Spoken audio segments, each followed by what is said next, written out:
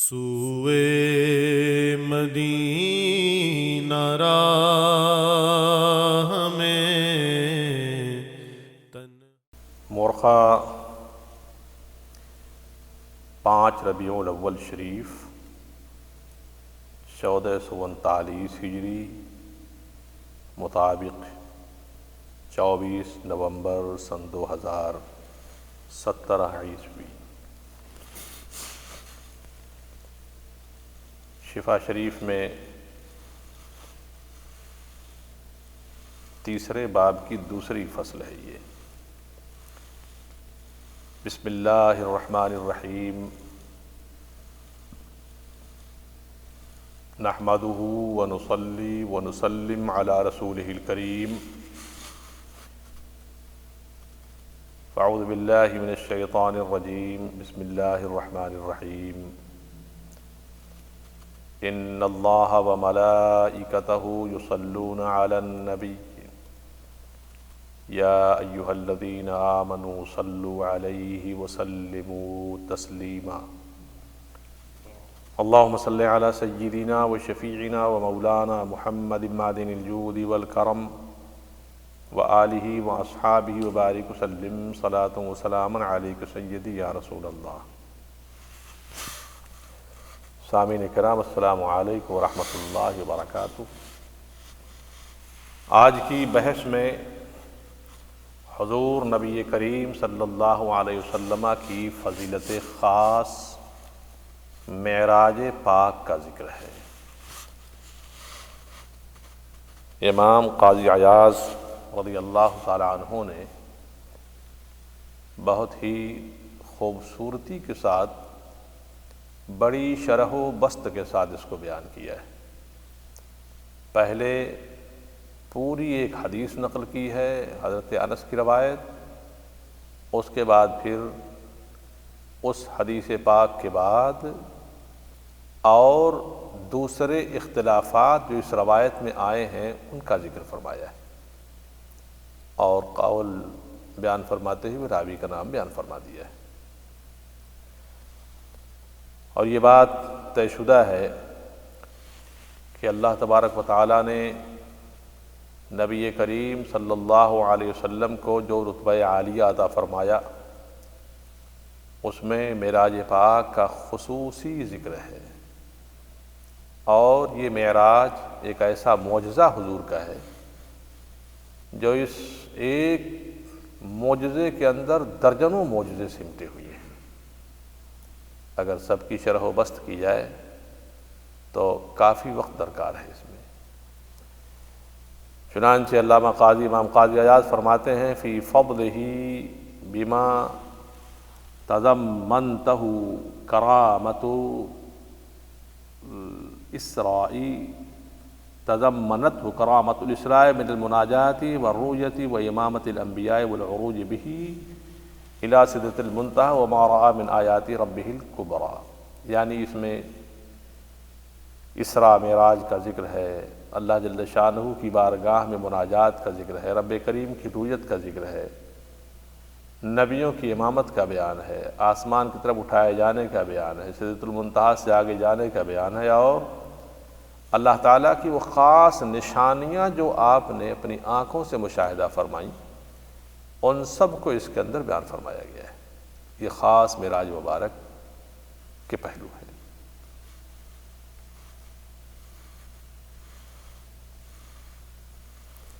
چنانچہ فرماتے ہیں کہ حضور کی خصائص مبارکہ میں سے یہ ہے کہ قصۃ الاسراء ومن طبت علیہ من درجات الرفعۃ مما نبہ علیہ الکتاب، کہ اسراء اور معراج اصل میں یہ 2 ورڈ استعمال ہوتے ہیں۔ ہم لوگ اردو میں خاص اس کو معراج کہہ کر کے پورے واقعے کو سمیٹ دیتے ہیں، لیکن اس میں 2 ورڈ ہے اور دونوں الگ الگ حیثیت کی حامل ہیں۔ اسراء سیر کرانا اور معراج بلندی کی جانب چڑھنے کو بولتے ہیں۔ تو اسراء کا تعلق وہ مکہ مکرمہ مسجد حرام سے لے کر کے مسجد اقصیٰ تک ہے، اور مسجد اقصیٰ سے پھر آسمانوں کی سیر، عرش پر جانا، سدرۃ المنتہا سے آگے بڑھنا، رب کریم کے حجاب عظمت میں پہنچنا، یہ معراج کا حصہ ہے۔ تو اسراء کا ثبوت یہ قرآن پاک سے ہے، نص قطعی سے ہے، اور معراج کا ثبوت اخبار و احادیث سے ہے۔ اسی لیے اگر کوئی شخص حضور کے اس اسراء کے واقعے کا انکار کرے تو علماء فرماتے ہیں کہ وہ دین سے خارج ہو جائے، اس لیے کہ نص قطعی کا انکار لازم آئے گا جو قرآن سے ثابت ہے۔ مگر اگر عروج آسمان معراج کا ذکر کا انکار کرے وہ، تو اس کے اوپر کفر کا فتویٰ نہیں ہوگا، مگر یہ ضرور کہا جائے کہ گمراہ ہو چکا ہے۔ یہ دو واقعے ہیں، دو جہتیں ہیں اس کی۔ اس لیے اسراء میں اندر کیا کیا کرامات، کیا کیا خصائص، کیا کیا واقعات رونما ہوئے، پھر معراج میں کیا کیا واقعات، کیا کیا چیزیں رونما ہوئیں، یہ دونوں الگ الگ بحثیں ہیں۔ اب یہ کہتے ہیں کہ حضور کے خصائص مبارکہ میں سے یہ ہے کہ اللہ تبارک و تعالیٰ نے آپ کو وہ بلند درجات عطا فرمائے، اور جس میں قرآن پاک کے اندر اس کی خصوصیت کے ساتھ ذکر فرمایا، اور اس واقعے کی شرح و بسط کے لیے صحاح ستہ کی حدیثیں بیان فرمائی جاتی ہیں۔ چنانچہ اللہ تعالیٰ نے صراحتاً فرما دیا ہے، سبحان الذی اسریٰ بعبدہ لیلا من المسجد الحرام، پوری آیت کریمہ۔ دوسری آیت کریمہ ہے کہ والنجم اذا ہوا۔ تیسری آیت کریمہ ہے لقد رأى من آیات ربہ الکبریٰ۔ یہ تین آیات مبارکہ کا ذکر فرمایا ہے۔ تو سبحان الذی اسریٰ بعبدہ لیلا من المسجد الحرام الی المسجد الاقصیٰ، یعنی پاکی ہے اسے جو اپنے بندے کو راتوں رات مسجد حرام سے مسجد اقصیٰ تک لے گیا۔ دوسری آیت کریمہ جو بیان فرمائے گی یہ سورہ اسراء یا سورہ بنی اسرائیل، اس کا نام ہے 15ویں پارے کی شروع کی آیت کریمہ ہے یہ۔ دوسری آیت کریمہ یہ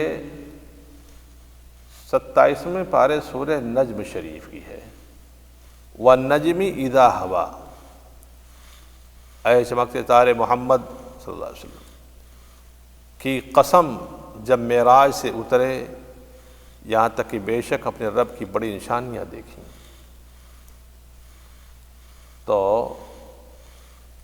ان آیات مبارکہ میں خصوصیت کے ساتھ اس کا ذکر کیا گیا ہے کہ نبی کریم صلی اللہ علیہ وسلم نے سیر فرمائی مسجد حرام سے مسجد اقصیٰ تک۔ کہتے ہیں کہ فلا خلاف بین المسلمین فی صحة الاسراء بہ اذ هو نص القرآن وجاءت بتفصیلہ وشرح عجائبہ وخواص نبینا سیدنا محمد صلی اللہ علیہ وسلم فی حادث کثیرہ منتشرہ رأینا ان نقدم اکملہا ونشیر الی زیادۃ من غیرہ یجب ذکرہا۔ کہتے ہیں کہ اس میں نبی کریم صلی اللہ علیہ وسلم کی خصوصیتیں بیان فرمائی گئی ہیں، اور یہ قرآن پاک سے منصوص ہے یہ، اور اس میں جو عجائب و غرائب بیان فرمائے گئے ہیں یہ سب واقعات اس کے اندر، اور اسراء کے اندر مسلمانوں کے درمیان کوئی اختلاف نہیں، سب نے اس کو مانا ہے کہ ہاں نبی کریم صلی اللہ علیہ وسلم مسجد حرم سے مسجد اقصیٰ تک تشریف لے گئے، یہ اتفاقی ہے۔ پھر وہاں سے لے کر کے اوپر تک جانے میں اب اس کا ذکر ابھی نہیں کر رہے ہیں۔ یہ کہہ رہے ہیں کہ پہلی حدیث نقل کی انہوں نے حضرت انس کی روایت ہے، یہ بڑی لمبی حدیث ہے۔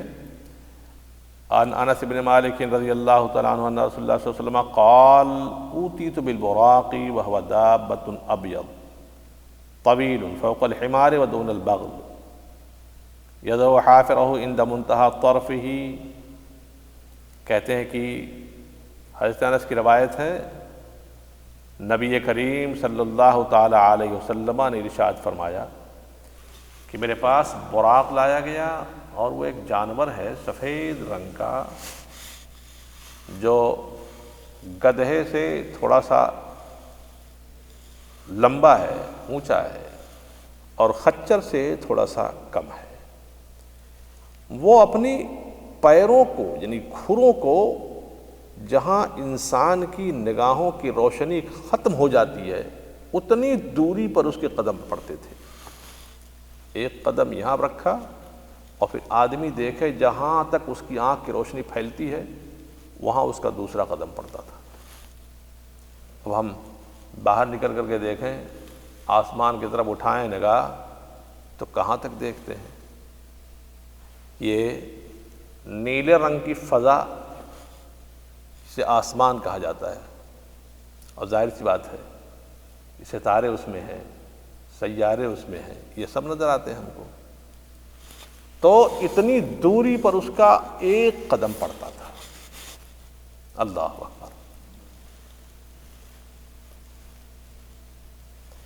حضور فرماتے ہیں قال فرقبتہ حتی اتیت بیت المقدس فربطته بالحلقة التي يربط بها الانبیاء ثم دخلت المسجد۔ کہتے ہیں کہ تو میں اس جانور پر سوار ہو گیا۔ براق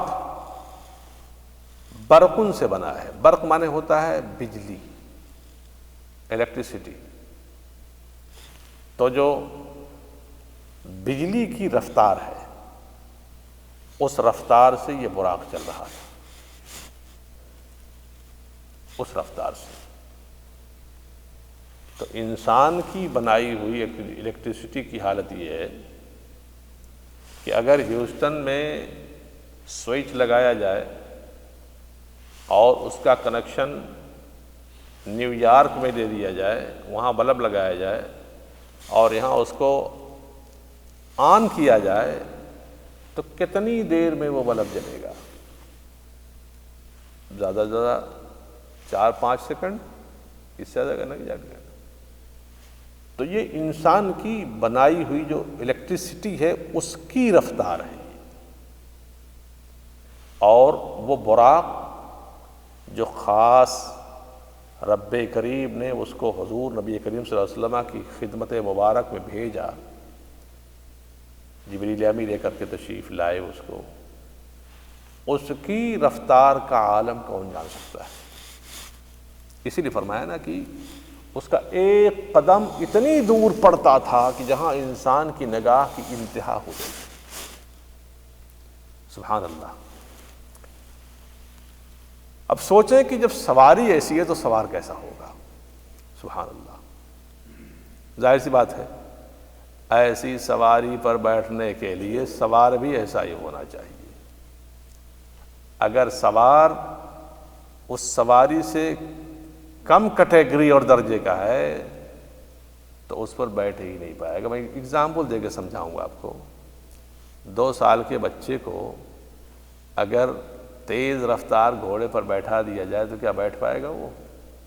اس لیے کہ اس کی صلاحیت ہی بھی بیٹھنے کی نہیں ہے۔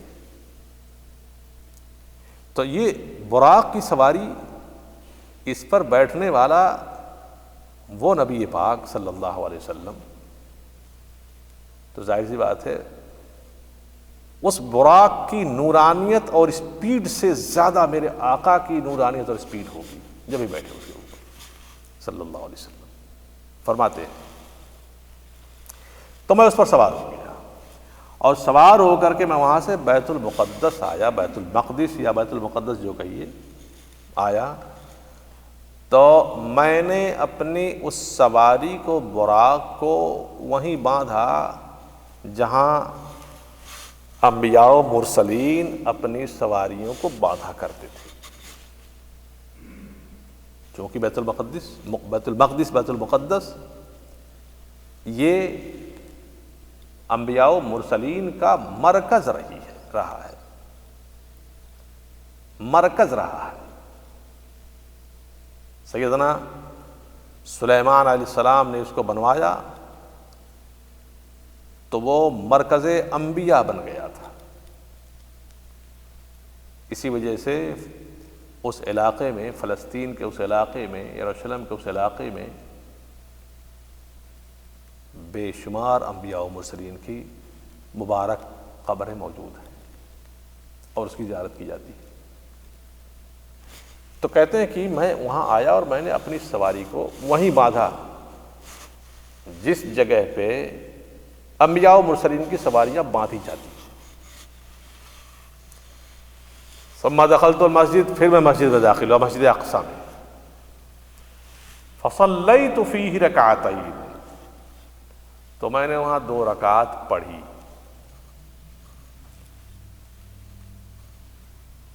ثم خرجت فجاءني جبريل بإناء من خمر وإناء من لبن فاخترت اللبن فقال جبريل اخترت الفطرة۔ کہتے ہیں جب میں 2 رکعت پڑھ کر کے فارغ ہوا تو میں مسجد سے باہر نکلا، جبریل امی میرے پاس 2 برتن لے کر کے آئے۔ ایک برتن میں شراب تھی اور ایک برتن میں دودھ تھا۔ ان دونوں میں سے مجھے ایک کو پینا تھا، تو میں نے دودھ والے برتن کو لیا اور اس کو پیا۔ تو جبریل امی علیہ السلام نے عرض کیا، یا رسول اللہ، آپ نے فطرت کو اختیار کیا ہے۔ کیا مطلب؟ بچہ پیدا ہوتا ہے تو پیدا ہوتے ہی وہ پہلے اپنی ماں کا دودھ ہی پیتا ہے، تو یہ انسان کا نیچر ہے، اس کے نیچر میں دودھ کی خصوصیت موجود ہے، تو آپ نے فطرت کو اختیار فرمایا ہے۔ یہ تھا اسرا کا بیان یہاں تک۔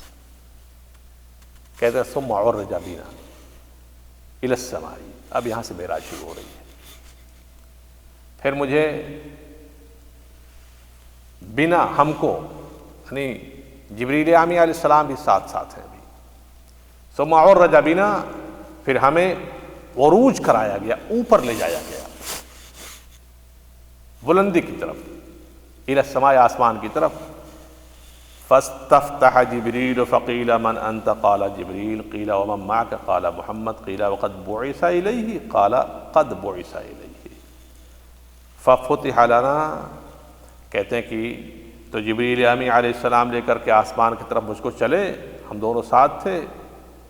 تو پہلے آسمان پر جب پہنچے تو جبریل امی نے دروازہ کھلوایا، ان سے پوچھا گیا کون ہے؟ من انت، تو کون ہے دروازہ کھلوا رہا ہے؟ فرماتے ہیں میں جبریل ہوں۔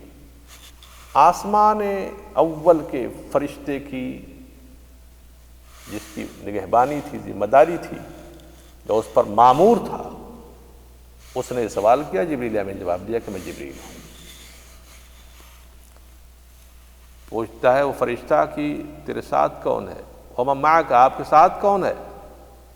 کہتے ہیں کہ محمد صلی اللہ علیہ وسلم، میرے ساتھ محمد ہے۔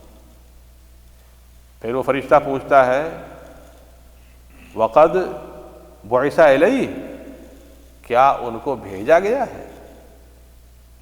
ایک ترجمہ یہ کیا ہے، بعض حضرات نے اس لفظ کا ترجمہ ایک اور بھی کیا ہے کہ کیا ان کو نبوت کے اعلیٰ درجے سے سرفراز کیا گیا ہے کہ نہیں کیا گیا ہے؟ بعض نے ترجمہ یہ کیا ہے، لیکن عمومی طور پر علماء اس کا ترجمہ یہی کرتے ہیں کہ بعث الیہ، کہ کیا ان کو آسمان کی طرف بھیجا گیا ہے؟ کہتے ہیں کہ وقت بعث الیہ، ہاں ان کی طرف بھیجا گیا ہے۔ تو ہمارے لیے دروازہ کھول دیا گیا، آسمان اول کا پہلا دروازہ کھلا۔ کہتے ہیں فَإِذَا أَنَا بِآدَمَ عَلَيْهِ السَّلَامِ فَرَحَّبَ بِي وَدَعَا لِي بِخَيْرٍ ثُمَّ عُرِّجَ بِنَا إِلَى السَّمَاءِ الثَّانِيَةِ۔ تو جب دروازہ کھلا تو میں نے دیکھا کہ پہلے آسمان پر سیدنا آدم علیہ السلام موجود ہیں۔ انہوں نے مجھے مرحبا کہا، ویلکم کیا میرا، اور میرے لیے بھلائی کی دعا فرمائی پہلے آسمان پر۔ کہتے ہیں پھر اس کے بعد ہمیں دوسرے آسمان کی طرف عروج کرایا گیا، بلندی پر لے گیا گیا۔ جبریل علیہ السلام نے پھر دروازہ کھلوایا، سیم وہی سوال کہ آپ کون ہیں؟ کہا کہ جبریل۔ کہا آپ کے ساتھ کون؟ کہا محمد۔ کہا کیا بھیجے گئے؟ کہاں بھیجے گئے ہیں؟ تو کہتے ہیں کہ اس کے بعد پھر دروازہ کھول دیا گیا۔ فَإِذَا أَنَا بِإِبْنَيْ الْخَالَةِ عیسیٰ ابن مریم و یحییٰ ابن زکریا صلی اللہ علیہما فَرَحَّبَا بِي وَدَعَوَا لِي بِخَيْرٍ۔ تو آسمان دوم پر، سیکنڈ آسمان پر جب میں گیا اور دروازہ کھلوایا گیا تو میں دیکھتا ہوں کہ یہاں دونوں خالہ زاد بھائی موجود ہیں، دونوں خالہ زاد، عیسیٰ علیہ السلام اور یحییٰ علیہ السلام۔ عیسیٰ علیہ السلام اور یحییٰ علیہ السلام یہ دونوں خالہ زاد بھائی تھے، دونوں پیغمبر۔ ان دونوں نے مجھ کو مرحبا کہا اور میرے لیے بھلائی کی دعا کی۔ پھر مجھ کو تیسرے آسمان کی طرف لے جایا گیا۔ اس طرح سے ہوتا رہا۔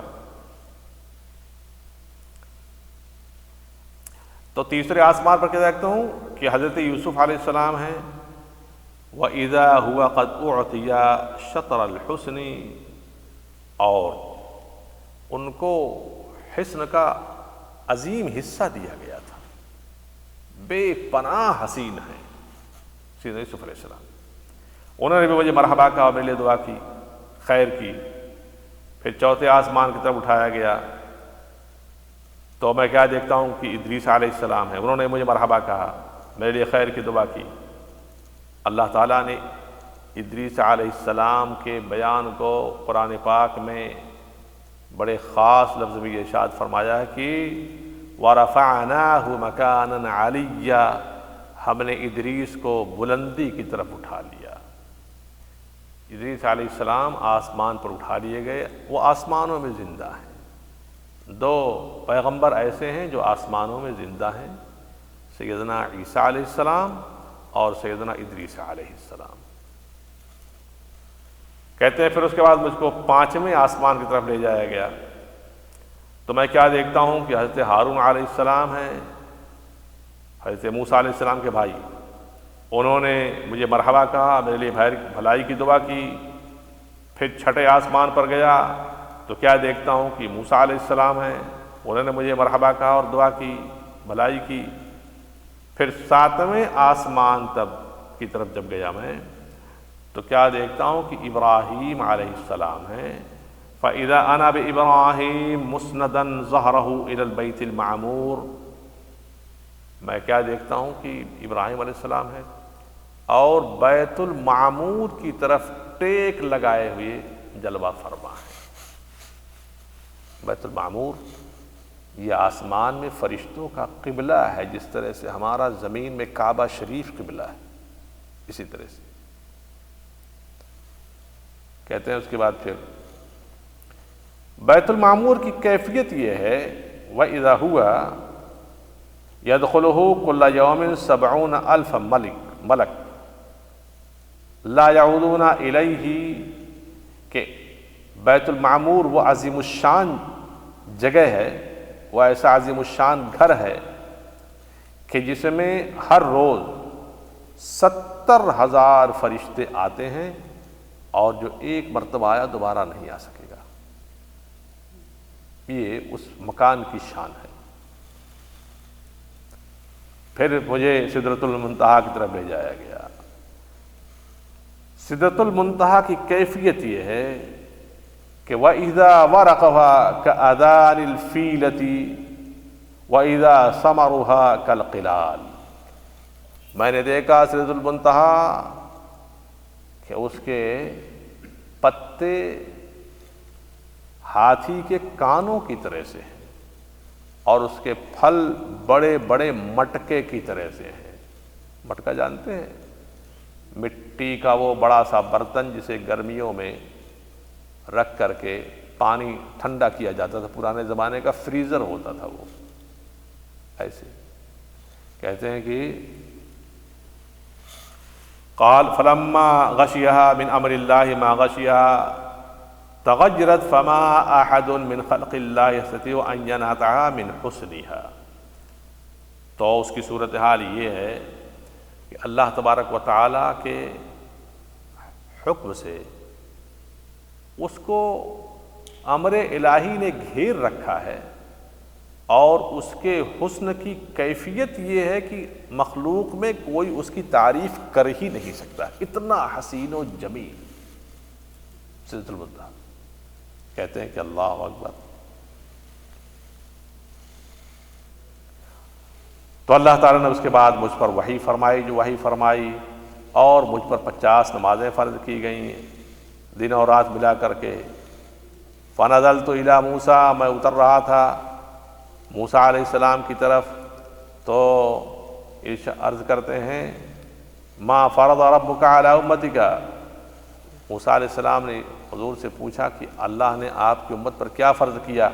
تو کہتے ہیں 50 صلاۃً، 50 نمازیں۔ عرض کیا ارجع الی ربک، اپنے رب کی طرف لوٹ جائیے، فسألہ التخفیف، رب کریم سے اس میں کمی کرائیے۔ فإن امتک لا یطیقون ذلک، اس لیے کہ آپ کی امت اس کی طاقت نہیں رکھتی ہے۔ فإنی قد بلوت بنی اسرائیل، میں نے بنو اسرائیل یہودیوں کو آزمایا ہے، تجربہ کیا ہے میں نے۔ وخبرتہم، قال فرجعت الی ربی، تو اس کے بعد میں رب کریم کی طرف لوٹا۔ فقلت یا رب خفف عن امتی، اے رب کریم میری امت پر اس نماز کو اور ہلکا کر دے۔ فحط عنی 5، 5 کم کر دی گئی۔ پھر میں لوٹا موسیٰ علیہ السلام کے پاس، تو انہوں نے وہی بات کہی۔ پھر میں اللہ کی بارگاہ میں لوٹا، تو میں نے موسیٰ علیہ السلام سے کہا کہ 5 نماز کم کر دی گئی ہے۔ تو کہتے ہیں کہ آپ کی امت اب بھی اس کی طاقت نہیں رکھتی ہے، اور جائیے اللہ کی بارگاہ میں اور رب کریم سے اس میں کمی کرائیے۔ کہہ رہے ہیں کہ میں اللہ تعالیٰ اور موسیٰ علیہ السلام کے درمیان آتا جاتا رہا، یہاں تک کہ قال یا محمد انہن 5 صلوات کل یوم، کہا گیا یہ محمد یہ 5 نمازیں ہیں ہر دن میں آپ کی امت کے لیے، دن اور رات میں۔ لکل صلاۃ 10، اور ہر ایک نماز کا ثواب 10 نماز کے برابر ہوگا۔ ایک نماز پڑھو گے 10 نماز کا ثواب ملے گا۔ تو اس طرح سے ہو جائے گا کیا؟ فتلک 50 صلاۃً، یہ 50 نمازیں بن جائیں گی۔ تو سبحان اللہ، یعنی برکت دیکھیے کہ ثواب تو وہی رہ گیا ہے، ثواب کم نہیں ہوا۔ تو سیدنا موسیٰ علیہ السلام کا یہ کرم ہے اس امت پر کہ ایکٹیویٹی تو کم ہو گئی ہے، مگر اللہ تعالیٰ کا یہ کرم کہ ایکٹیویٹی کم ضرور ہوئی مگر ثواب کو کم نہیں کیا اللہ تعالیٰ نے، اس کی شان پاک۔ اللہ اکبر۔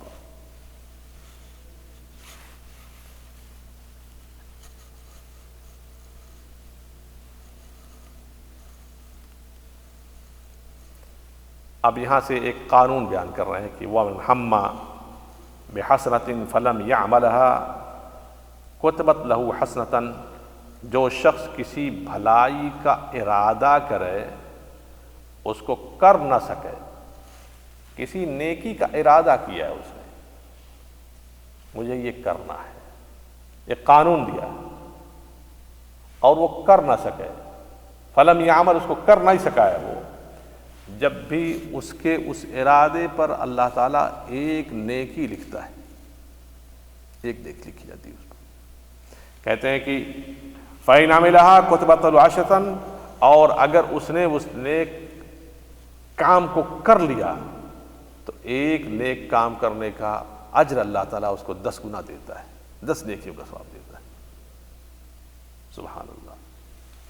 اور جو شخص من ہم بسیئۃ فلم یعملها لم تکتب شیئا فإن عملها کتبت سیئۃ واحدہ، کہتے ہیں کہ اور جو شخص کسی برائی کا ارادہ کرے تو جب تک وہ برائی کرے گا نہیں اس وقت تک اس کی برائی اس کے نامہ اعمال میں لکھی نہیں جائے گی، اور اگر اس نے برائی کر لیا تو ایک برائی کی جزا اس کو، سزا اس کو ایک ہی برائی کے برابر لکھی جائے گی۔ سمجھیں اس کو، یہ اللہ تعالیٰ کا خاص کرم کہ اگر بندہ نیکی کے کام کا ارادہ کرے اور نہ کرے، کسی وجہ سے نہیں کر سکا وہ، تو اللہ تعالیٰ اس کے اس حسن نیت پر بھی ثواب عطا فرماتا ہے، ایک نیکی کا ثواب ملتا ہے، اور اگر کر لے تو ایک نیکی اس کی 10 نیکی کے برابر ہوگی۔ اور اگر کوئی شخص معاذ اللہ اپنی کم نصیبی سے کسی برائی کا ارادہ کرے تو اس کا کوئی عذاب نہیں ہے، لیکن اگر اس نے برائی کیا تو برائی کرنے کے بعد اس کو ایک برائی کا ایک ہی عذاب دیا جائے گا بس۔ یہ فرق، یہ اس امت کی خصوصیت۔ کہتے ہیں کہ فَنَزَلْتُ حَتَّى انْتَهَيْتُ إِلَىٰ مُوسَىٰ فَأَخْبَرْتُهُ فَقَالَ ارْجِعْ إِلَىٰ رَبِّكَ فَاسْأَلْهُ التَّخْفِيفَ۔ کہتے ہیں کہ پھر میں جب 5 رہ گئی پھر میں واپس آنے لگا تو سیدنا موسیٰ علیہ السلام کے پاس، جب کہتے ہیں میں نے موسیٰ کے پاس پہنچا تو موسیٰ نے پھر پوچھا مجھ سے اب کیا؟ میں نے کہا یہ، کہنے لگے پھر جائیے، ارجع الی ربک، پھر جا کر اس میں تخفیف کرائیے، کم کرائیے۔ اللہ اکبر، اللہ اکبر۔ فقال رسول اللہ صلی اللہ علیہ وسلم فقلت قد رجعت الی ربی حتی استحییت منہ۔ تو آپ نے فرمایا کہ میں تو اللہ کی بارگاہ میں گیا ہوں، لیکن اب اس کے بعد مجھے اپنے رب کی بارگاہ میں نماز کے کم کرانے پر حیا، شرمدار لگی ہے۔ میری امت کا اسٹیٹس اتنا ہائی، سب سے بہترین امت، امت خیر، امت وسط، اور 5 وقت کی نماز کو بھی جا کے کم کراؤں میں، مجھے حیا آتی ہے اپنے رب کی بارگاہ میں جاتے ہیں۔ تو یہ حدیث اتنی بیان فرمائی گئی۔ اب اس میں مزید حدیثوں سے کچھ اختلافات پائے گئے ہیں، امام قاضی عیاض اس کو اب نقل فرما رہے ہیں۔ کہتے ہیں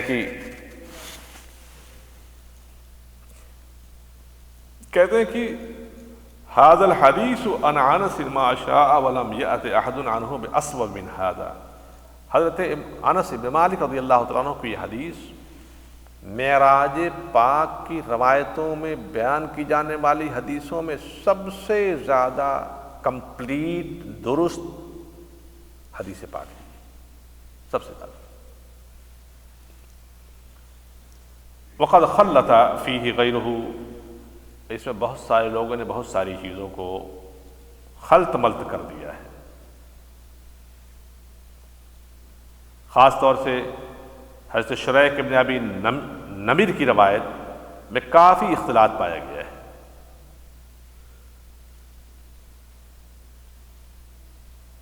کہتے ہیں شریح ابن ابو نمر کی روایت میں شروع میں یہ بات بیان فرمائی گئی ہے کہ فرشتے کا آنا اور اس نے آپ کے پیٹ شریف کو پھاڑا، اس کو دھویا زمزم کے پانی سے۔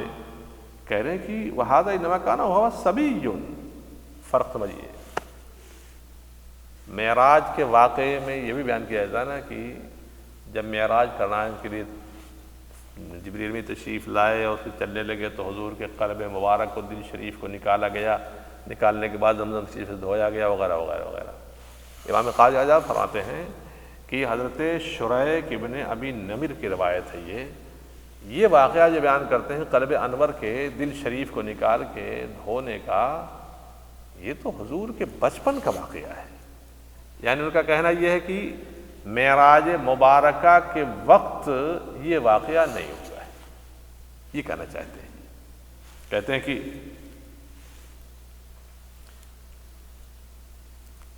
انما کان وهو صبی وقبل الوحی، وحی مبارک اترنے سے پہلے اور بچپنے کے زمانے کا واقعہ ہے۔ پھر آگے بولتے ہیں کہ ولا خلاف اختلاف انها كانت بعد الوحی وقد قال غیر واحد انها كانت قبل الہجرۃ بسنۃ۔ کچھ لوگ کہتے ہیں کہ سینہ مبارکہ چاک کر کے دل شریف نکالنے کا اور دھونے کا واقعہ ہجرت سے پہلے کا ہے، کہ ہجرت سے پہلے حضور کے قلب مبارک کو چاک کیا گیا۔ میں نے کہا نہیں کہ اختلاف روایت اور بہت ساری باتیں خلط ملط کی گئی ہیں۔ امام قاضی عیاض اسی باتوں کو اب الگ الگ بیان کر رہے ہیں۔ معراج کا پورا واقعہ پہلے ایک سالڈ حدیث پاک میں بیان فرما دیا گیا، اب اس کے بعد جو اختلافی روایات ہیں ان کا ذکر کر رہے ہیں وہ۔ پھر کہتے ہیں کہ وقیل قبل هذا وقد روى ثابت عن انس من روایت حماد بن سلمہ ايضا مجيء جبريل الى النبي صلی اللہ علیہ وسلم مع الغلمان عند ذئره وشقه قلبه۔ کہتے ہیں کہ اسی طرح سے حماد بن سلمہ کی روایت میں آیا ہوا ہے کہ حضور کھیل رہے تھے، فرشتہ آیا اور اس کے بعد اس نے آپ کے دل مبارک کو چاک کیا وغیرہ وغیرہ وغیرہ وغیرہ۔ وفی ان الاسراء الى بیت المقدس والى سدرۃ المنتہی کان قسطا واحدا، اسراء اور بیت المقدس کا یہ واقعہ ایک ہی واقعہ ہے۔ وأن وصل إلى بیت المقدس ثم عرج به من هناك، کہ وہ نبی کریم صلی اللہ علیہ وسلم بیت المقدس پہنچے، پھر وہاں سے ان کو معراج کرائی گئی۔ فأزاح كل إشكال أوهمه غیر واحد۔ تو یہ اچھا، اب یہاں ایک اور روایت لائے، یہ ابن شہاب کی روایت لائے۔ ابن شہاب نے ہی حضرت انس کی روایت نقل فرمائی ہے، کہتے ہیں کہ حضور فرماتے ہیں قال كان ابو ذر يحدث، حضرت ابو ذر اس حدیث کو یوں بیان کرتے تھے کہ رسول کریم نے فرمایا صلی اللہ علیہ وسلم کی فرج سقف بیتی، میرے گھر کی چھت کو پھاڑ دیا گیا تو جبریل امین اترے تو میرے سینے کو انہوں نے چاک کیا، پھر اس کو دھویا زمزم کے پانی سے، پھر ایک سنہرے تشت کو لائے گئے جو حکمت سے اور ایمان سے بھرا ہوا تھا، تو میرے دل میں اس کو اڈیل دیا گیا، پھر بند کر دیا گیا، پھر میرے ہاتھ کو پکڑا گیا، پھر اس کے بعد آسمان کی طرف اس کو اٹھایا گیا۔ یہ ایک روایت آئی ہوئی ہے، ابن شہاب نے اس کو نقل کیا ہے۔ حضرت قتادہ کی ایک روایت بھی حضرت انس سے اسی طرح کی روایت فرمائی گئی ہے۔ ابن عباس رضی اللہ عنہ کی جو روایت آئی ہے اس میں بیان فرمایا گیا ہے کہ حتی ظہرت بمستوی اسمع فیہ صریف الاقلام، یعنی مجھ کو اتنے اوپر اٹھایا گیا کہ میں آسمان کے برابر پہنچ گیا، اور اس وقت میں فرشتے جو لوگوں کی تقدیریں لکھ رہے تھے قلموں سے، ان قلموں کے چلنے سے جو آواز پیدا ہو رہی تھی اس کو میں نے اپنے کانوں سے سنا ہے۔ یہ روایت ہے حضرت ابن عباس رضی اللہ عنہ کی۔ پھر حضرت انس کی ایک اور روایت، اس میں بیان فرمایا گیا کہ میں چلا یہاں تک کہ میں سدرۃ المنتہی کو پہنچا تو سدرۃ المنتہی کو رنگ برنگے نو بنو اروان، یعنی رنگوں نے اس کو گھیر رکھا تھا۔ لا ادری ما ہی، مجھے نہیں معلوم ہے کیا۔ پھر اس کے بعد اس کو جنت میں داخل کیا گیا۔ تو مسلسل روایتیں اس میں آئی ہوئی ہیں۔ حضرت مالک بن سعصع کی روایت میں آیا ہوا ہے اس واقعے میں، وہ کہتے ہیں کہ فلما جاوزته یعنی موسیٰ فبکا فنودیا ما یبکیکا قال رب هذا غلام بعثته بعدی يدخل من امته الجنة اکثر مما يدخل من امتی، کہ حضرت موسیٰ علیہ السلام کے پاس جب حضور گزرے، ان سے گفتگو کرنے کے بعد آگے بڑھے رب کریم کی بارگاہ کی طرف، تو سیدنا موسیٰ علیہ السلام رونے لگے وہ۔ تو ان سے پوچھا گیا اے موسیٰ کیوں رو رہے ہو؟ تو سیدنا موسیٰ علیہ السلام نے اللہ جل شانہ کی بارگاہ میں یہ عرض کیا کہ مالک مولا ھذا غلام، غلام کے معنی ہوتے ہیں لڑکے کے، چونکہ نبی کریم صلی اللہ علیہ وسلم سیدنا موسیٰ علیہ السلام کے بعد تشریف لائے تھے، تو انہوں نے ھذا غلام کہا، یہ شخص، کہہ رہے ہیں کہ یہ شخص تو نے اس کو میرے بعد بھیجا، حالانکہ جنت میں اس کی امت میری امت سے زیادہ جائے گی۔ کیوں رو رہا ہوں میں؟ میرے بعد ہی آئے، اور صورتحال یہ ہے کہ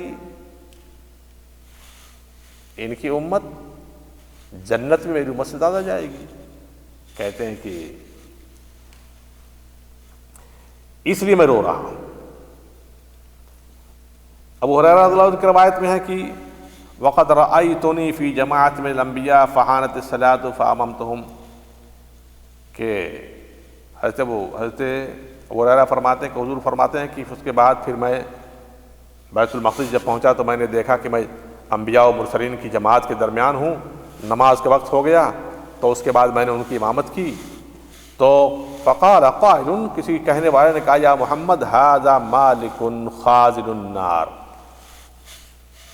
اب یہ بات سمجھ میں نہیں آ رہی ہے، یہاں پہ کلیئر نہیں کیا گیا ہے کہ یہ امامت میں نے مسجد اقصی میں کی ہے کہ عرش پر کی ہے، آسمان پر کی ہے، اس کا ذکر نہیں ہے یہاں پہ، کیونکہ حدیث پاک کا اسلوب بول رہا ہے کہ فَأَمَمْتُهُ، میں نے ان کی امامت کی، انبیاء کی، تو ایک شخص نے کہا کہ یہ محمد، یہ مالک دوزخ کے خازن ہیں، ان کو سلام کیجیے۔ فَالْتَفَتْتُ فَبَدَأَنِي بِالسَّلَامِ، تو میں حضرت مالک علیہ السلام کی طرف توجہ کیا میں نے، تو انہوں نے مجھ کو سلام کیا۔ اب اس پر وضاحت نہیں ہے کہاں کا واقعہ ہے یہ۔ اگر یہ مسجد اقصی شریف کا واقعہ ہے تو اسے پتہ چلا کہ جبریل امی علیہ السلام کے ساتھ ساتھ حضرت مالک جو جنت جہنم کے مالک ہے، داروغہ ہیں، وہ بھی وہاں موجود تھے، اسی لیے یہ بات کہی گئی ہے کہ یہ مالک داروغہ جہنم ہیں، ان کو آپ سلام کیجیے۔ بات سمجھ آ رہی ہے نا؟ اسی لیے کہا کہ معراج پاک کے واقعے میں اتنا اختلاط کر دیا گیا ہے، اتنا خلط ملط کی گئی باتیں کہ روایتوں کا ایک پورا ایک یعنی انبار لگا ہوا ہے اس میں۔ سالڈ روایت حضرت انس کی پہلے بیان فرما دی گئی، جو مختصر بھی ہے اور طویل بھی، دونوں کہی جا سکتی ہے۔ پھر کہتے ہیں کہ سیدنا ابو ہریرہ کی روایت میں ہے کہ ثم سار حتى اتى بیت المقدس فنزل فربط فرسه الى صخرة فصلى مع الملائكة فلما قضيت الصلاة قالوا یا جبریل من هذا معك قال هذا محمد رسول اللہ خاتم النبیین۔ واقعہ پھر وہیں چلا گیا۔ کہتے ہیں کہ اس کے بعد چلتے رہے یہاں تک کہ بیت المقدس آیا، میں اترا وہاں سے، اپنی سواری کو باندھا میں نے ایک چٹان میں، اس کے بعد پھر فرشتوں کے ساتھ نماز پڑھی گئی، اس کے بعد میں نے نماز جب مکمل کر لی تو جبریل امی سے لوگوں نے، فرشتوں نے کہا یہ جبریل یہ آپ کے ساتھ کون ہے؟ کہا یہ محمد ہیں، رسول اللہ ہیں، خاتم النبیین ہیں۔ تو فرشتوں نے کہا کہ کیا یہ بلائے گئے ہیں؟ کہا ہاں بلائے گئے ہیں۔ تو فرشتوں نے پھر کہا تھا حی اللہ حیاہ اللہ، اللہ تعالیٰ آپ کو عمر دراز عطا فرمائے، من اخین و خلیفتن فنعم الخلیفہ، بہت اچھے آپ خلیفہ ہیں، بہت اچھے بھائی ہیں، وغیرہ وغیرہ وغیرہ۔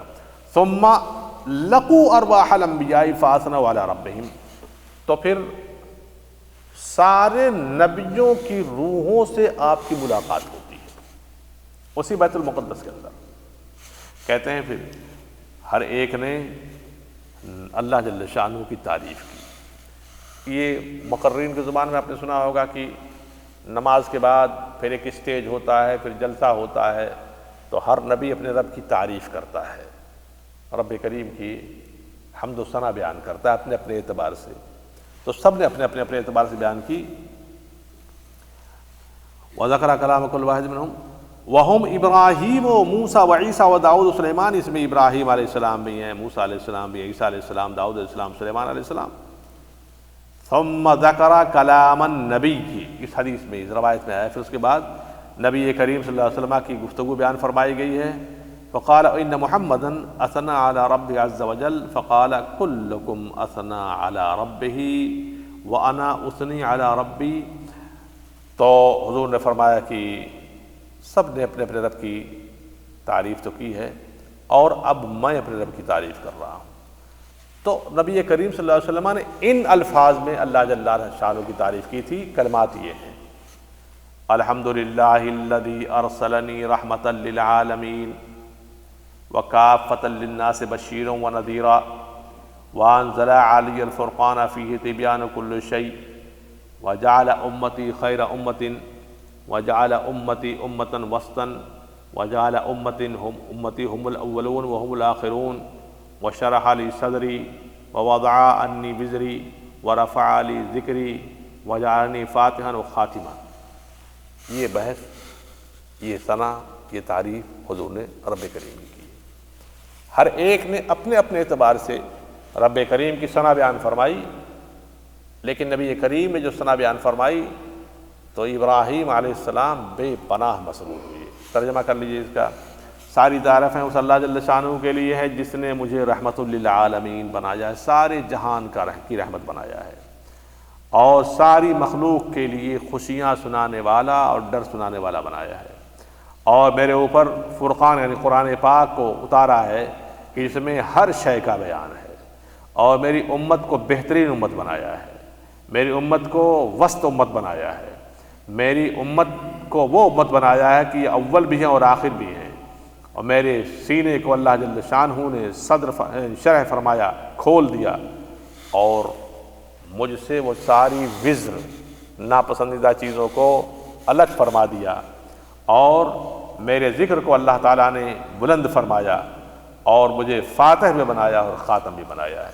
یہ کلمات تھے۔ جب ان کلمات کو آپ نے بیان فرمایا، وقال ابراہیم بہذا فضلکم محمد، ثم کہہ رہے ہیں اسی بنیاد پر اللہ تعالیٰ نے محمد کو سارے لوگوں پر فضیلت عطا فرمائی ہے، ان کلمات کی بنیاد پر۔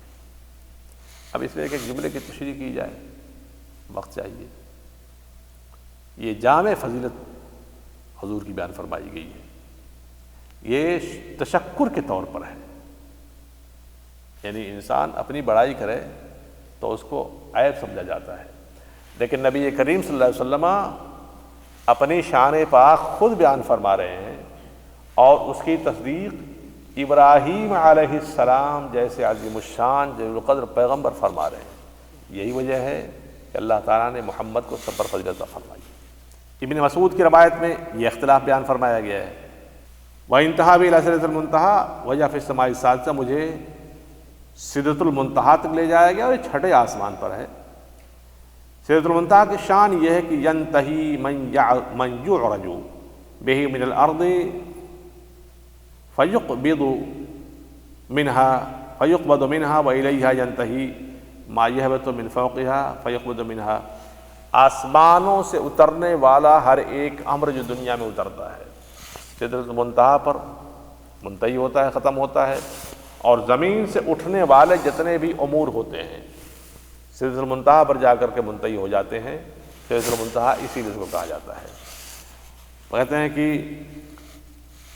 حضرت فراش ابن وہب نے کہا کہ ایک روایت میں پڑھا کہ آیا ہوا ہے کہ حضرت ربیع ابن انس کے طریق سے، فقیل علی ہذہ سدرۃ المنتہا ینتہی کل احد من امتک خلا علی سبیلک، کہہ رہے ہیں کہ ان کی روایت میں ہے کہ حضور سے کہا گیا کہ سدرۃ المنتہا ہے، اس کی شان یہ ہے کہ آپ کی امت میں سے جو بھی آپ کے نقش قدم کی پیروی کرے گا تو اس میں کا ہر ایک یہیں آ کر کے منتہی ہوگا۔ پھر کہتے ہیں کہ وَيَا سِدْرَةُ الْمُنْتَهَا يَخْرُجُ مِنْ أَصْلِهَا نَهَارٌ، سدرۃ المنتہا یہ ہے کہ اس کی جڑ سے نہریں نکلتی ہیں، مِن مَاءٍ غَيْرِ آسِن، ایسے پانی کی جو پانی کبھی بدمزہ نہیں ہوتا ہے۔ دوسری نہر ہے وَأَنْهَارُ مِن لَبَنٍ لَمْ يَتَغَيَّرْ طَعْمُهُ، دوسری نہر دودھ کی نہر ہے، ایسا دودھ جس کا ذائقہ کبھی خراب نہیں ہوتا ہے۔ تیسری نہر وَأَنْهَارُ مِن خَمْرٍ لَذَّةٍ لِلشَّارِبِينَ، تیسری نہر شراب کی ہے کہ جو پینے میں انتہائی زیادہ لذیذ۔ چوتھی نہر وَأَنْهَارُ مِنْ عَسَلٍ مُصَفًّى، شہد کی ہے، انتہائی خالص شہد۔ یہ چار نہریں سدرۃ المنتہا کی جڑ سے نکلتی ہیں۔ قرآن پاک میں اس کا ذکر سورہ محمد کے اندر آیا ہوا ہے۔ اب کہتے ہیں کہ وَهِيَ شَجَرَةٌ يَسِيرُ الرَّاكِبُ فِي ظِلِّهَا 70 عَامًا وَأَنَّهَا وَرَقَةٌ مِّنْهَا مُظِلَّةُ الْخَلْقِ فَغَشِيَهَا نُورٌ وَغَشِيَهَا الْمَلَائِكَةُ، کہہ رہے ہیں کہ شجرۃ المنتہا کی شان یہ ہے کہ اس کے سائے کے درمیان اگر آدمی سوار چلے اس کے سائے میں تو 70 سال چل تب جا کر کے اس کے سائے کی حد ختم ہوتی ہے، 70 سال چلتا رہے۔ اور کہتے ہیں کہ اس کے ایک پتے کی صورت حال یہ ہے کہ اس کے پتے کی کیفیت یہ ہے کہ یہ پوری مخلوق کو ڈھانپ لے، اتنا بڑا پتا اس کا ہوتا ہے۔ اس پر یعنی اللہ تعالیٰ کا نور گھرا ہوا ہے، چھائے ہوئے اس سدرہ کے اوپر، اور اس نور کے اوپر پھر فرشتے چھائے ہوئے ہیں، تو گویا کہ وہ نو بنو انوار کے ساتھ آراستہ ہو چکا ہے۔ تو کہتے ہیں کہ فقال تبارک و تعالی، تو حضور جب سدرہ سے آگے بڑھے تو اللہ تعالیٰ نے فرمایا سل، میرے حبیب مانگو۔ فقال انک تقتبا خلیلا، تو ابراہیم تو نبی کریم صلی اللہ علیہ وسلم نے رب کریم کی بارگاہ میں یہ سوال کیا تھا کہ میرے معبود، تو نے ابراہیم علیہ السلام کو خلیل بنایا اور ان کو عظیم ملک عطا فرمایا، موسیٰ علیہ السلام سے تو نے کلام فرمایا، داؤد علیہ السلام کو تو نے ملک عظیم عطا فرمایا، ان کے لیے لوہے کو نرم کر دیا، پہاڑوں کو مسخر فرما دیا، سلیمان علیہ السلام کو تو نے ملک عظیم عطا فرمایا، ان کے لیے جناتوں، انسانوں، شیطانوں، ہوا کو سب کو مسخر فرما دیا، اور ان کو ایسا ملک تو نے عطا فرمایا کہ ان کے بعد کسی کے لیے وہ مناسب ہی نہیں۔ عیسیٰ علیہ السلام کو تو نے توریت اور انجیل سکھائی، اور ان کو یہ اعزاز عطا فرمایا کہ وہ گنجوں کو، برس کی بیماری والوں کو اپنا ہاتھ پھیر کر کے شفا دے دیتے ہیں، اور ان کو ان کی ماں کو تو نے شیطان مردود کے سے محفوظ فرمایا، تو ان دونوں کے اوپر شیطان کبھی قبضہ نہیں پا سکا، قابو نہیں پا سکا۔ یہ سوال کیا تھا انہوں نے، فقال له ربه تعالی، تو اللہ تعالیٰ نے ان کے سوال کا یہ جواب دیا۔ کیا جواب دیا؟ قد اتخذتک خلیلا وحبیبا، میرے محبوب میں نے تجھ کو خلیل بھی بنایا ہے اور حبیب بھی بنایا ہے۔ فمکتوب فی التورات، تورات میں میرے حبیب تیرا نام محمد لکھا ہوا ہے، رحمان کا حبیب لکھا ہوا ہے، میں نے تجھ کو ساری مخلوق کی طرف بھیجا ہے۔ یہ شرف جو بیان کیا گیا ہے، جن کے ریفرنسز میرے حبیب تم نے دیے ہیں، بے شک ابراہیم کو خلیل بنایا، موسیٰ کو کلیم بنایا ہے، داؤد علیہ السلام کو ملک عظیم عطا فرمایا، عیسیٰ علیہ السلام کو شفا کا دست عطا فرمایا ہے، معجزہ عطا فرمایا ہے، لیکن جو شرف اے حبیب تم کو دیا ہے میں نے، وہ دوسروں کو نہیں دیا ہے۔ میں نے حبیب کسی کو نہیں بنایا ہے، حبیب تم کو بنایا ہے۔ اور اس کے علاوہ ان میں کا کوئی بھی ساری مخلوق کے لیے نبی بنا کے نہیں بھیجا گیا، میں نے تم کو ساری مخلوق کے لیے بنا کے بھیجا ہے۔ وَجَعَلْتُ أُمَّتَكَ هُمُ الْأَوَّلُونَ وَالْآخِرُونَ، اور میں نے تیری امت کو اولون بنایا ہے، آخرون، سب سے پہلی تیری امت ہے اور سب سے آخر تیری امت ہے۔ کیا سمجھ میں آیا اس کا؟ جب سب سے پہلے ہوگی تو آخر کیسے ہوگی، اور جب سے آخر ہوگی پہلی کیسے ہوگی؟ تو اس کا جواب دیا، سب سے اول اس لیے ہے اور سب سے آخر اس لیے ہے کہ بعثت میں سب سے آخر میں نے تم کو بھیجا ہے، اور تمہاری امت قیامت سے بالکل قریب ہے، سب سے آخری امت ہے یہ۔ لیکن قیامت کے دن جب حشر و نشر ہوگا تو سب سے پہلے تیری امت کا حساب و کتاب لے کر کے جنت میں داخل کراؤں گا، تاکہ جنت میں جانے میں ان کو تاخیر نہ ہونے پائے۔ تو تمہاری امت اول بھی ہے میرے حبیب، تمہاری امت آخر بھی ہے، اور میں نے وَجَعَلْتُ أُمَّتَكَ لَا تَجُوزُ لَهُمْ خُطْوَةً حَتَّى يَشْهَدُوا أَنَّكَ عَبْدِي وَرَسُولِي، اور میں نے تیری امت میں سے ہر اس شخص کو اس بات کا پابند کر دیا ہے کہ جب تک جو شخص تیری عبدیت کا اور تیری رسالت کی گواہی نہ دے گا، اس وقت تک اس کو کبھی خطبے کی اجازت نہیں دی جا سکتی ہے۔ وَجَعَلْتُكَ أَوَّلَ نَبِيٍّ خَلْقًا وَآخِرَهُمْ بَعْثًا، اور میں نے حبیب خلقت کے اعتبار سے سب سے اخیر میں رکھا ہے، لیکن صورتحال یہ ہے کہ مخلوق کی پیدائش کے اعتبار سے تم کو سب سے پہلے بیان فرمایا، پیدا کیا ہے، اور بعثت کے اعتبار سے تم کو سب سے آخر میں بنایا ہے۔ حضور ساری کائنات سے پہلے ہیں، لیکن حضور کی امت اور آپ کو اعلان نبوت کا شرف سب سے آخر میں دیا گیا۔ کہتے ہیں کہ اور یہ محبوب میں نے تم کو 7 مثانی عطا فرمائی ہے۔ سورہ فاتحہ شریف 7 مثانی، 7 وہ آیتیں جن کو تکرار کے ساتھ پڑھا جاتا ہے، 7 مثانی، اور تم سے پہلے میں نے اس کو کسی کو نہیں دیا ہے۔ اور یہ محبوب میں نے تم کو سورہ بقرہ کی آخری آیتیں بھی تو دی ہیں، سورہ بقرہ کی آخری آیتیں بھی تم کو دی ہیں، اور یہ کیا ہے؟ من کنز تحت عرشی، یہ میرے عرش کے نیچے جو خزانہ ہے اس خزانوں میں کا ایک خزانہ ہے۔ سورہ بقرہ کی آخری 3 آیتیں آمن الرسول بما انزل الیہ سے لے کر کے فانصرنا علی القوم الکافرین تک، یہ تینوں آیتیں عرش کے خزانوں میں سے خزانہ ہے، اسی لیے اس کی بڑی فضیلت آئی ہوئی ہے۔ پھر کہتے ہیں کہ جبکہ اس کو میں نے تم سے پہلے کسی نبی کو نہیں دیا ہے، اور میں نے تم کو فاتح بنایا ہے، تم کو خاتم بنایا ہے، تم کو فاتح بنایا ہے کھولنے والا، خاتم بنایا ہے ختم کرنے والا۔ نبوت اور رسالت تم سے جاری ہوئی، اور نبوت اور رسالت تم پر ختم ہو گئی۔ تم سب سے پہلے نبی، تم سب سے آخری نبی، تم سب سے پہلے رسول، تم سب سے آخری رسول۔ اسی کو اعلیٰ نے فرمایا نا کہ ہوتے کہاں مسیحو، ہوتے کہاں خلیل و بنا، دیکھیں شعر ذہن سے نکل گیا ہے، لولاک والے صاحبی سب تیرے گھر کی ہے۔ ہوتے کہاں خلیل و بنا کعبہ و منا، لولاک والے صاحبی سب تیرے گھر کی ہے۔ تو حضور اول بھی ہیں، حضور آخر بھی ہیں۔ چنانچہ اسی بات پر ایک بات یاد آئی مجھ کو، قرآن پاک کی آیت کریمہ نا کہ هو الاول والآخر، وہ اول بھی ہے اور آخر بھی ہے۔ ہمارے بعض علماء نے خاص طور سے شیخ الاطلاق شاہ عبدالحق محسن دہلوی رحمۃ اللہ تعالیٰ علیہ نے اس آیت کریمہ کی تفسیر میں ایک قول یہ بھی نقل کیا ہے کہ یہاں اول اور آخر سے مراد ہمارے آقا کی ذات پاک ہے صلی اللہ علیہ وسلم، کہ خلقت کے اعتبار سے سب سے پہلے آپ ہیں، اور بعثت کے اعتبار سے سب سے آخر آپ ہیں۔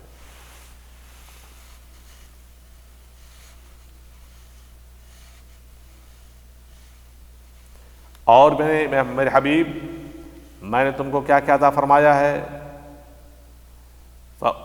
اعطی رسول اللہ صلی اللہ علیہ وسلم ثلاثاً، حضور 3 خاص چیزیں عطا فرمایا گئے معراج کی رات۔ نمبر 1 اعطی الصلوات الخمس، 5 نمازیں، واعطی خواتیم سورۃ البقرہ، سورہ بقرہ کی آخری آیتیں، وغفر لمن لا یشرک باللہ شیئا من امتہ المقحمات، اور آپ کی گنہگار امت میں سے جو شخص اللہ کے ساتھ شرک نہ کرے گا اس کی مغفرت۔ کتنا مجرم ہے، کتنا گنہگار ہے، لیکن اگر اس نے شرک نہیں کیا ہے تو امت پاک کی فضیلت یہ ہے کہ بخشی ضرور جائے گی، وہ اس کو اللہ بخشے گا ضرور۔ تو کہہ رہے ہیں کہ یہ ساری چیزیں جو تمہیں عطا فرمائی گئی ہیں کسی اور کو نہیں عطا فرمائی گئی۔ اسی لیے جب پھر حضور تشریف لائے تو ان اعزازات کے ساتھ تشریف لائے، تو جتنی باتیں حضور نے صحابہ کرام کے درمیان بیان فرمائیں اس کو تو صحابہ نے، محدثین نے اپنی کتابوں میں بیان فرمایا، لیکن اور کتنے راز اسرار اللہ نے اپنے حبیب کو عطا فرمائے، نہ حضور نے کسی کو بتایا، نہ کوئی ان رازوں تک پہنچ سکتا ہے، اس بھیدوں تک جان سکتا ہے۔